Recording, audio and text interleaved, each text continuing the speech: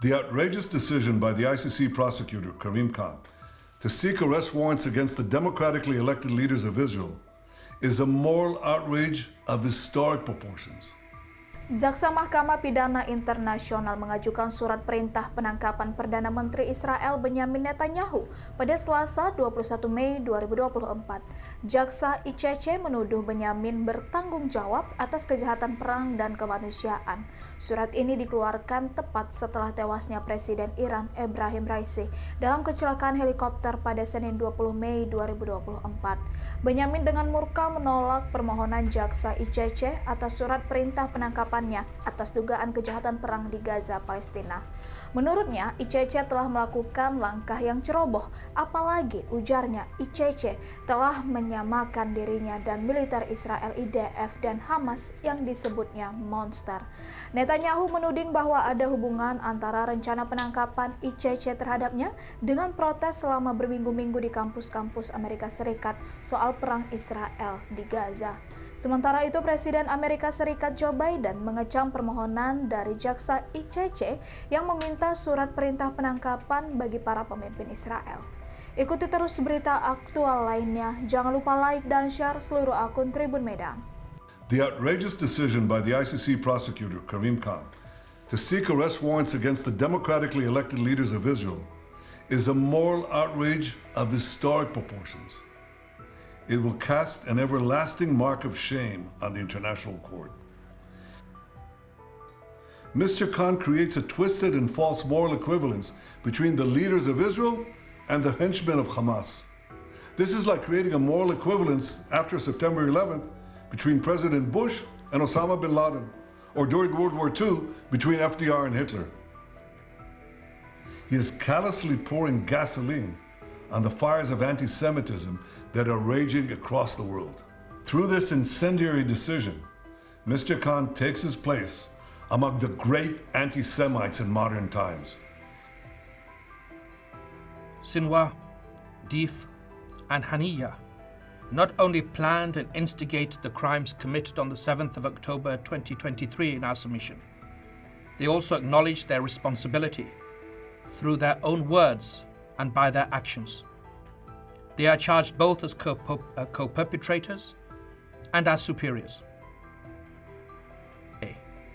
That there are reasonable grounds to believe that hostages taken from Israel, taken from their homes, taken from their communities, have been kept in inhumane conditions, and that some have been subjected to horrendous sexual violence, including rape, while being held in captivity.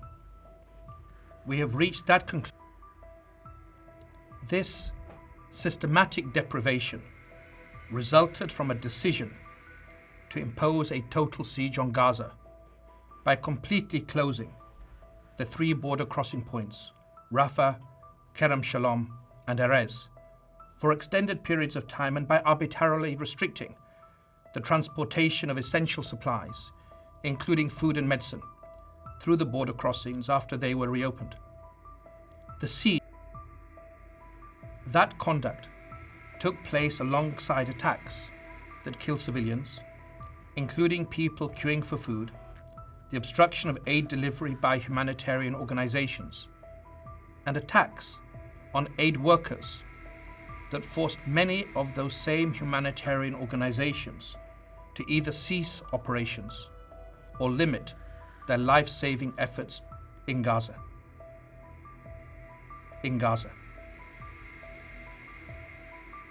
The tragic effect of the use of starvation as a method of warfare against Gaza's civilian population is acute, it's visible, and it's widely known, and it's confirmed by multiple witnesses and victims, including local and foreign medical doctors. That starvation has caused and continues to cause deaths, malnutrition, dehydration, and profound suffering among the population. Famine is already present in some areas of Gaza, and it is imminent in others. My office charges Netanyahu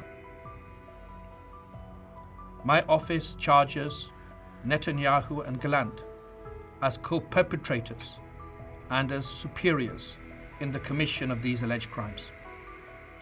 Israel, like all states, has the right to defend its population. It has every right to ensure the return of hostages that have been criminally and callously taken. Those rights, however, do not absolve Israel of its obligations to comply with international humanitarian law. Intentionally causing death, starvation, injury, and suffering to the civilian population, including so very many women and children, are criminal means to achieve military and political goals.